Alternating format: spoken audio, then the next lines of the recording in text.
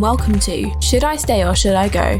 The podcast providing you with expert career insight and advice from senior people in the fields of insurance and risk management to help you make the right career decisions. Hosted by founder and managing partner of Key Strategies LLC, Mike Tenenbaum. Featuring interviews with those at the top of their game, each podcast explores topical issues coupled with specialist guidance on making your next move in the corporate risk management, insurance brokerage, and the insurance carrier sectors.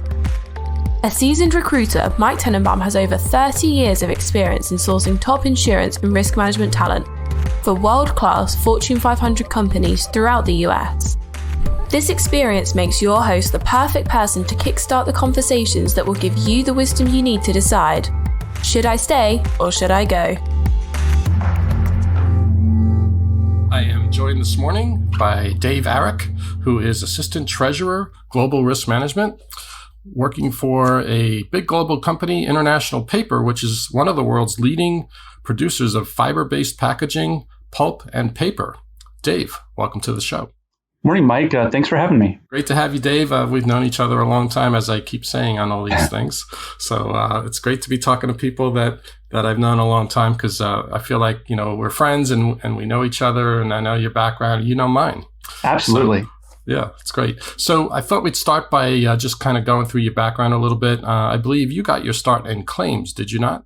I did. I worked for Nationwide Insurance back in the late 80s when I was working my way through school in a regional claims office in Columbus, Ohio, and took a couple of INS classes to try to further my education in the area, and somehow ended up being in it for a career.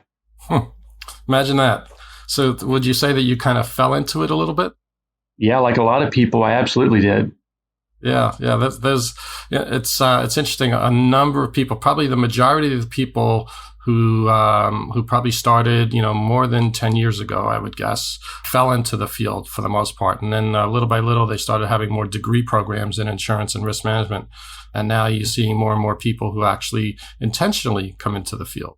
No, absolutely. Yeah. So you were in claims for a bit, and then you got a job pretty quickly in corporate risk management. What was your first job in risk management?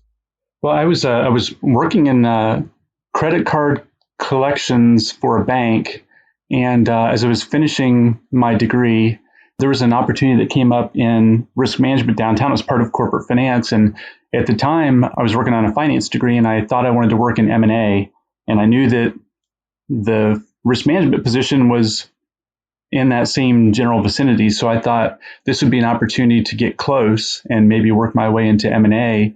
And because I had the time at Nationwide, I fit the minimum requirements for this technical assistant job in risk management. And the rest is history.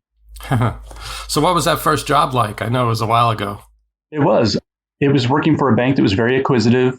And I had a group of people that were really supportive of me being the youngster in the group. And I got thrown into a lot of things early on that included doing the M&A due diligence for the risk management department. So I got to touch a lot of the deals, and we were buying, 30, 40 banks a year. So that was really a big part of my job initially. It just really, really a great experience. I worked there for, I think, about 4 years, and we formed a captive, and I just got to work on a lot of things that are really early part of my career, and just have to continuously thank Julie Haynes, who was my boss at the time, for throwing me into the deep end and seeing how I would tread water. Well, you obviously must have figured out how to keep your head above water, because here you sit, and looking at your background from there, you started out in an insurance company, then you went into financial services. So from there, you went into pharmaceutical, right? Right. Worked for Abbott Labs in Chicago for 3 years. And I like to tell people we were there for the repeat of the three-peat for the Chicago Bulls at the time. So great experience, a really global company. The bank I worked for previously was very domestic. And Abbott Labs was about as global as it gets, in a very different industry, as you said, pharmaceuticals and healthcare products. Was it a big adjustment for you going from financial services into pharma? It was, because I hadn't worked for a manufacturing company before, so first and foremost, learning about manufacturing and the different risks, both insurable and non-insurable, but then also dealing with the global footprint of the company and learning about how things are done in other parts of the world, and then some of the unique aspects of pharmaceuticals and healthcare, clinical trials and the product liability that comes along with some of the products that are made by these companies. So it was a very different experience. Yeah, and I would guess that, from financial services where, their biggest risk is a financial risk, so insurance risk probably pales in comparison. You go to pharma where, something like product liability is probably the biggest risk they face. It's huge, absolutely. So risk then probably has a whole new level of importance at a place like that. Yeah, I found that we worked with legal a lot more than what we did at the bank. The bank was a lot more, like you said, it was financial risk and some operational risk. But in the healthcare world, it was a lot more of the legal aspects of how do drugs get approved and how do you ensure clinical trials and how do clinical trials work with the different phases and the different types of approval regimes in different countries and dealing with legal around product liability defenses, and it was very different, but really enjoyed it. Yeah, I was going to say, it sounds like it's very challenging in a number of different ways. Absolutely. That's great. So from Abbott, you went to Emerson, right? I did. Moved to St. Louis, and another very global company. At the time, it was expanding a lot into Asia and Mexico in a lot of different industries. So the common thread with Abbott was manufacturing, but Emerson probably had 50, 60 different divisions when I worked there and doing very, very different things. Some very engineering focused, some very much widget focused, making motors and ceiling fans and garbage disposals and some very mundane household things, but also some serious product liability with things like Craftsman tools and some other things that were really consumer focused. Others were more big business focused, engineering solutions for oil and gas and heavy process industry. And so learned a lot more about engineering and that aspect of risk to bolt onto the manufacturing that was common with Abbott. And did you find in these more manufacturing-oriented jobs, and obviously, you went to GE after Emerson, so that's a whole another level as well, but were you finding that you were collaborating more with people in operations? How deep into the manufacturing operation part of the business did you get? At Emerson, we definitely dealt more with the operations people because it was more decentralized than Abbott by a long stretch. So we would have to deal with the individual divisions, and maybe a common thread with both companies that got us in with operations was working with FM Global, predecessor companies at the time, Protection Mutual at Abbott and Allendale at Emerson, where we got people going out and doing engineering inspections and risk reviews, and then we would take those reports and go back to the operations people and talk to them about capital we felt they needed to spend for risk reduction or risk improvement. Yeah, so that's another interesting challenge right there is balancing how much do you spend on loss control type activities and what's the return on that investment. I have that conversation all the time with people. Oh, sure. So you go to GE and a monster sized company. Probably they probably have divisions that are bigger than each one of these other companies. Absolutely. And there was a fair amount of competition between Emerson Electric and General Electric. And so when I left Emerson, a lot of people talked about that I was leaving to go to the quote other electric company, and said some other things that I won't put on the broadcast today, but it all in good jest, I think, generally speaking. But GE was a whole different level, as you said. I mean, a huge company in a lot of diverse areas, but going back to things in common, huge healthcare business, a lot of the engineering type solutions that competed directly with Emerson, which was interesting. But then things like aircraft engines and a lot of power and utility industry solutions, steam turbines and gas turbines and things like that, and just to name a few. And then you bolt onto that NBC, and you had a really different set of risks all under this GE umbrella. So when you work for a big conglomerate like that, where you're dealing with multiple industries, it really kind of, I think, puts a spotlight on the fact that you have to be able to think very broadly as far as how you apply risk management to each one of those industries. And, I'm always talking about this topic of, when I'm working on a search, let's say in a manufacturing company, my hiring manager client will always say to me, well, bring me somebody with manufacturing experience. I really want someone who understands our industry. But here you're working for a company that has multiple industries, and you still have to be effective, and you are effective. So how does that happen?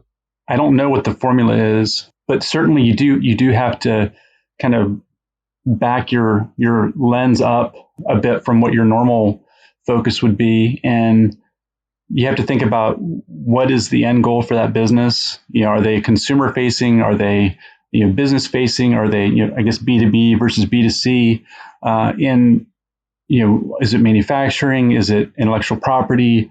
Are they an end product, or are they intermediate product? And you have to understand the industries that they're selling into, and very different focus for each business. And if you go in talking to the people at NBC about things that really don't apply to them, you lose credibility very quickly. And so you really had to do a lot of work to understand who your internal customer was, and try to, as best you could, put yourself into their shoes and understand what things worry them and what things you think they should worry about that maybe they aren't, because so many firms, risk isn't really front of mind. They're thinking about how do we grow top line and bottom line, and so risk is something that hopefully we can introduce as professionals in a constructive way that helps them achieve their goals. But I talk about making risk aware decisions versus it's not about being risk averse or risk tolerant. It's just being risk aware as you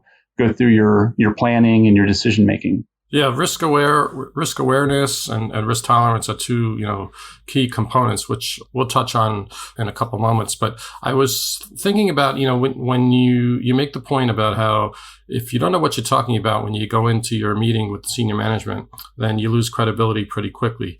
So you do a lot of prep work, as you were saying, to walk into that meeting so that you're an informed advisor. So how do you develop that appreciation for the industry that you're going to be advising on? There's some key things that you would typically do if you were walking into a new CFO of a new division. Wow, there's a lot there, Mike. I think part of it is thinking about what peer relationships you have that maybe have that experience. What internal mentors do you have? In my case, I was lucky. Stacy Regan, I was working for, who had a lot of experience with GE. She really, helped me think through, what worked culturally within the company, what helped you gain traction with people, and what things could maybe derail that traction from occurring. Looking at your industry partners, insurers, brokers, consultants, advisors that have that industry expertise. So, in the case of, say, GE aircraft engines, talking with our broker and some of the folks that had dealt with that industry that has its own specific issues, much like what we talked about with pharmaceuticals and healthcare.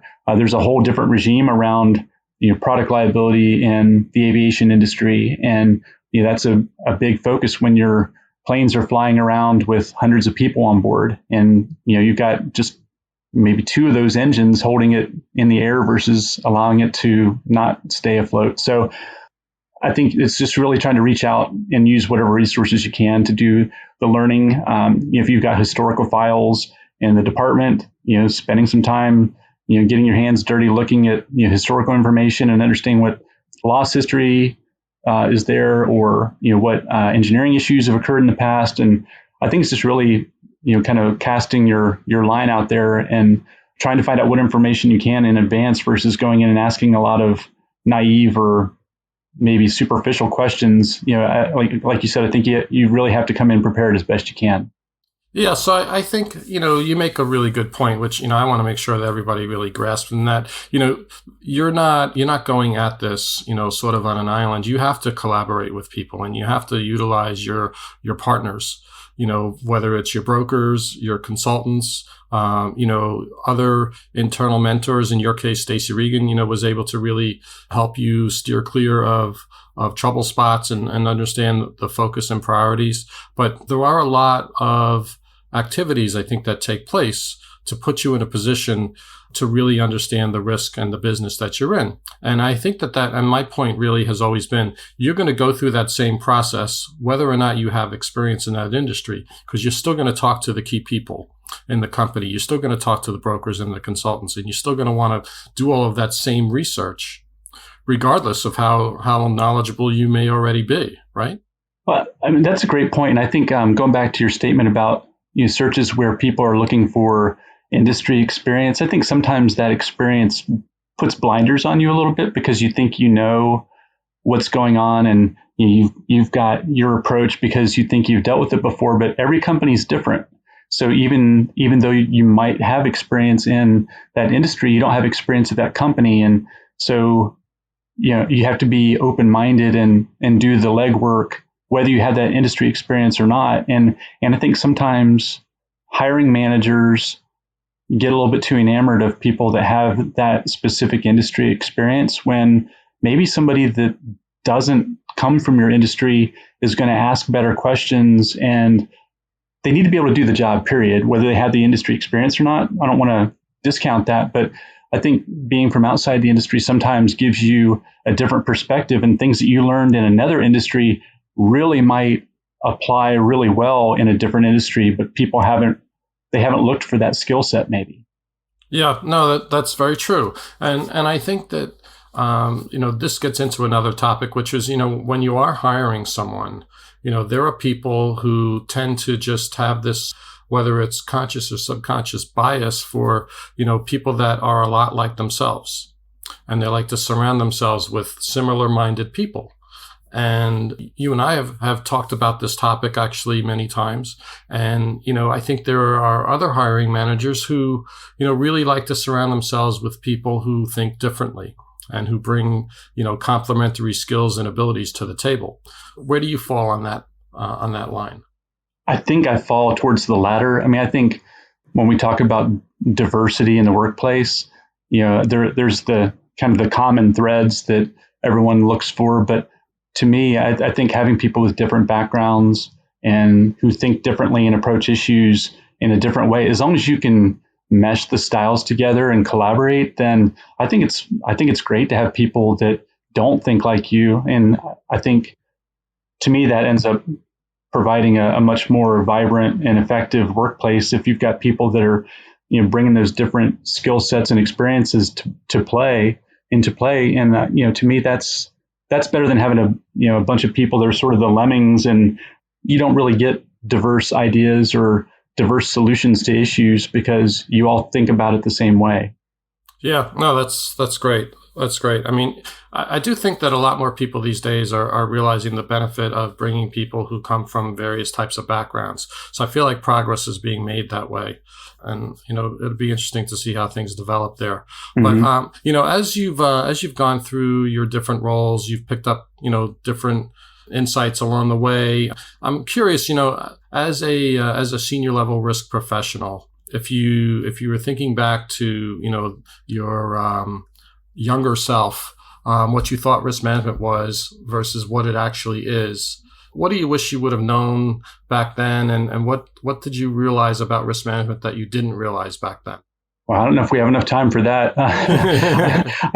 Wow, there's a lot in there, Mike. I think that a couple of things. One, something I try to reinforce with people today that I probably didn't do enough early on, but I learned, I'll say, early mid-career. It's really important if you're buying the insurance as part of your risk management role that you need to read every contract, policy that you can get your hands on, whether it's for your firm or just generally available in the industry, and really be a technician. You can't wholly outsource that role to your brokers or even, your trusted insurers, if you have direct relationships. You need to be the person that people go to with questions about coverage. And I think that's part of what helps you build credibility internally. So when your in-house attorneys call you with a question, the answers. You don't have to put them off by saying, I need to go ask my broker and I'll get back to you. I mean, you have to do that occasionally, but I think that's something that I wish I had done early on. And I think the other part is, this perception that risk management was really about the insurance. In some companies, it has been very insurance centric, and others, there's the broader, outside of managing insurance purchases and budgets that really falls into the risk management role, whether it's business continuity or health and safety or crisis management. And those things to me are a lot more interesting and are really what should be within the definition of a risk management role than just doing the insurance stuff. So, yeah, you make a couple of really good points there. It sounds like as you're developing, your career and your expertise, you really need to understand coverage. Mm-hmm. And you really need to understand the business and how the coverage gets applied. That's sort of like a baseline to build off of, right? Absolutely. And then, so if a general counsel or someone else in senior management comes to you about a situation, pretty much off the top of your head. It doesn't mean that you can't do a little more research as well and maybe check your facts or get some reinforcement behind your opinion. But to really understand the coverage right off the top is probably extremely valuable to you. I think it helps build a tremendous amount of credibility when you have that expertise.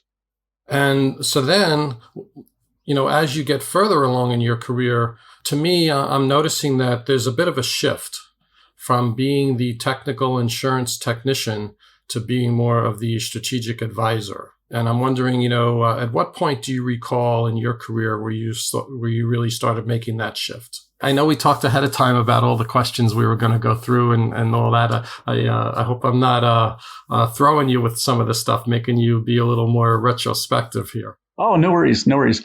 So I go back to my time at Emerson and working with a lot of really smart engineering people who were doing really complex contracts. And, I'll say oil and gas and process industry type customers with huge exposures. You think about, oil refineries and, offshore oil rigs and, really complex industries. And a lot of the contract conversations that prior to that were just about, can I be an additional insured, a waive subrogation? I mean, they're talking about a lot of risk shifting and risk allocation in contracts that had nothing to do with insurance. And I was really happy to be part of those conversations, and I could apply what things I thought were insured or insurable. But beyond that, I learned a lot about things that they were concerned about that had nothing to do with insurance. Things that, if the solution didn't work properly, what was the warranty or the indemnification, and, looking at limitations of liability and things like that. And to me, that's where it got really fun, because the numbers are so much bigger than just what's insurable, and the exposure and the risk to a contract or a product or a business is way beyond the insurance stuff and way beyond what you could insure possibly. So that's where, to me, it really started to feel like risk management. Yeah, that's great. So, you're really learning to think like a business person is what it sounds like. Yeah, absolutely. But still with the lens of what risk enters into this negotiation. Do we have a way to kind of build that pricing to reflect the amount of risk that was being taken on by the company? And, if we couldn't, were there other contractual provisions that could limit the risk or shift it to somebody else appropriately? And it was just fascinating to me. Yeah, it sounds it. So, the other thing I realized, by the way, about risk management when I first started recruiting in risk management many years ago was that in order to be a good risk manager, you really need to understand the entire business that you're working in. So you really had to know all the different components and aspects of the business, which, a lot of other corporate roles don't necessarily afford you that opportunity. Right. And to me, that's one of the things that makes risk management such an attractive career choice. And as you said earlier, there are people that actually go to school for it now and, go straight into, risk management or the insurance industry out of school. And I love the variety of things that, risk management gets to be involved in. And, whether it's legal, operations, health and safety, you're dealing with lots of parts of the company. You're dealing with financial people, you're dealing with operations people, and you see, I think, a lot broader cross-section of the whole firm than a lot of other career paths allow you to access. And I can also say that, students in school, even if they're going to school for risk management, I don't know that they really have a full appreciation for that yet. But one of the most valuable things that has been happening is, maybe it's because of the sort of the changing of the demographics in the field with a lot of the retirements coming up and with baby boomers and such, that there's a lot more opportunity now for people coming out of school in the field of insurance and risk management. So they're getting more internships and such. But, I just don't think anyone has a clue how broad this role could really be. So there's probably, there's going to be a concerted effort throughout the industry to really promote the field. And I think, if anyone at the very junior level has the opportunity to go back to school and talk about this, or even at the more senior level, I think it's hugely valuable to students as well as to the industry. So, moving on from there, I'm curious about, we're in the middle of a pandemic, or hopefully we're not in the middle anymore, but, we're starting to see the light at the end of the tunnel. States are opening up, companies are opening up. And I'm wondering, what's it like now being the risk management leader of a global organization where, admittedly, when you're looking at a company that does business throughout the world, each area of the world may be affected by this pandemic differently at different points. So how does that affect what you do and how you manage this? Well, that's a great question. For us, I feel fortunate that we have a large environment, health, and safety group, and they're able to really look at the kind of the different government requirements around keeping our people safe, where and how we can work safely in different countries, and within some countries, city to city, state to state, the requirements might be different, but the number one goal is how do we keep people safe? And if we don't feel we can keep people safe and make the products that we make, then we're not going to have people go to work. We're going to sit people down at their homes if we need to. And that's what we've done with our corporate staff group, where we have to work closely together. We're working remotely here in the States for at least the foreseeable future until we feel that it's safe to return to the workplace in some form or fashion. From a risk standpoint, I also feel very proud of IP that we've had I'd say a big investment in business continuity for 10 plus years. And while we didn't necessarily put our plans in place thinking that we'd have the pandemic that we're dealing with now, our plans worked really well. And the investment has really borne fruit for us because we were prepared for a lot of different scenarios. And I think we flipped the switch pretty quickly. And all these plans that we've tested and retested and done tabletop exercises over the years, they worked pretty darn well. And so I'm really proud that IP made that investment. And I think as we look back on this, sometime down the road, a lot of companies are going to realize that they should have done more, and they should have had business continuity plans that were pretty resilient and ready for a lot of different scenarios, and that were tested and effective, instead of learning on the fly when you've got a crisis staring you down. Yeah, no, it's I think a very fair point. And it's funny, they used to say about risk management, no one really understands the full value of risk management until something bad happens. Mm-hmm. And then you get to see if all your plans paid off. And, it's a shame that you have to have something like this prove the point, but it certainly, has teed it up for risk management to really demonstrate their value. The other thing that I was thinking about is, one of the key goals of a risk manager is to really get more time with senior management and to have more exposure with the C-suite. Different people I talk to have different levels of engagement with the C-suite. And I'm wondering how something like this pandemic has affected the visibility into the C-suite. Would you say you have more regular contact with the C-suite? Is there more interest in risk management now as a result of this? I don't know if it's a settled point yet. I hope that there will be more conversation about risk and how does risk management play into strategic planning and how we run the business going forward. But I think the jury's still out on what it will look like, because I think we're still in sort of a tactical mode of, how do we keep the business running during a very dynamic, daily changing, pandemic.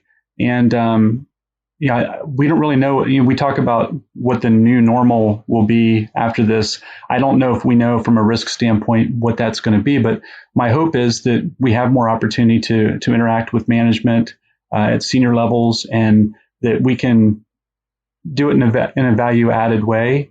I don't seek out time with senior management just to be there. I think we need to be thoughtful about the many things that are on the plates of senior leadership, and make sure that whatever we're thinking about, that it's important enough to take their time. And I'm hopeful that, as a result of, the pandemic we're all dealing with today, that we'll be more front and center and like I said, in a value added way, hopefully. Yeah, no, that makes sense. And, one point that you sort of mentioned, which I want to really highlight, is this idea of, as an employee, at whatever level you're at, the concept of really understanding what's driving and maybe what's stressing your senior leadership, whether it's, your immediate leadership, your immediate manager, or their manager. I think it's very, very important to really understand what kinds of issues people are challenged with above you, so that you can understand how you can help them. And, sometimes people have all kinds of pressure on them that you would just never realize if you didn't ask a question, or if you didn't look around more and pay attention to more of the signals. And, I get to see this as a recruiter, when I'm talking to hiring managers. I hear a lot about the stress that they're facing. And I actually like to ask them more about what challenges they're facing, what their goals are, and what they're really trying to accomplish with this hire. And, I get them to really think about it more and to articulate it more, because then I translate that into what kinds of skills and abilities would the person they want to hire need to have in order to help them with that. And it makes for me, at least, a very interesting process to go through. And I think for the people I deal with, they probably think about things in a much broader way. But, I'm just recalling conversations I've had with Stacey Regan over the years about this exact point. And, really, when you think about hiring in a broader way in terms of what goals and objectives are you trying to accomplish beyond just what it says in a job description, I think you can really make a much better hire. With that in mind, the other question I had for you before we go, because we're getting on 35 minutes here. You're working from home. Your team is working from home, as you said. What's that like in terms of communicating and staying in touch with your team?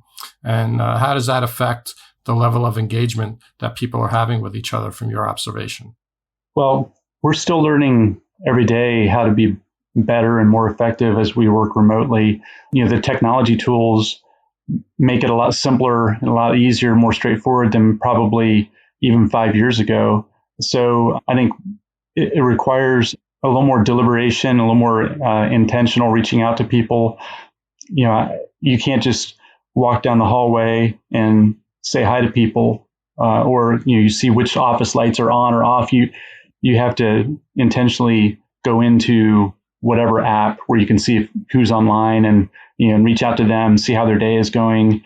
I find that's probably the biggest challenge is, we're all busy, but as a manager, trying to make time to reach out to people and just see how things are going and do they have what they need. And we've done a couple of WebEx calls together, so we get the whole department on and with cameras on and talk to each other about how things are going. And, we've done that a couple times, over the last several weeks. And we just have to find ways to, creatively keep some cohesion and camaraderie together, even though we're in our homes in different places. Yeah, no, it's a challenge for everyone, and it's interesting to me to hear how you're doing it and how everybody else is doing it. I will say that you're absolutely right. I guess the reach outs have to be more intentional. You have to make more of an effort. It's like I have a son who lives in Warsaw, Poland right now. And when he was moving over there, I said, it's going to be very easy to get caught up in your little world out there and forget about your family back home. But, as your father, it would be nice if you made, a little bit more of an effort to stay in touch with not only, your parents, but also with, your extended family, because everyone's busy and it's going to take more effort. And certainly this is a great example of that as well. So Dave, this has been great insight that you're sharing, and I think we can go on and on about a lot of other things. I do appreciate your time, and thank you very much. Thank you, Mike. And again, I appreciate the invitation, and would be happy to have the conversation again down the road. Awesome. Well, be careful what you wish for, because I will call on you for that. So no worries. All right. Thanks. Thank you for listening to Should I Stay or Should I Go? Brought to you by Key Strategies LLC, the US insurance and risk management recruitment specialists. If you like the show, please be sure to subscribe, like, and leave reviews. Every time you do, it helps others find the show. And if you have any specific career-related questions, please post them or send an email directly to Mike at mtenenbaum@keystrategies.com. He may even answer your question on the show. When you subscribe, you'll also get notifications of when the next episode is available. Hope you join us next time.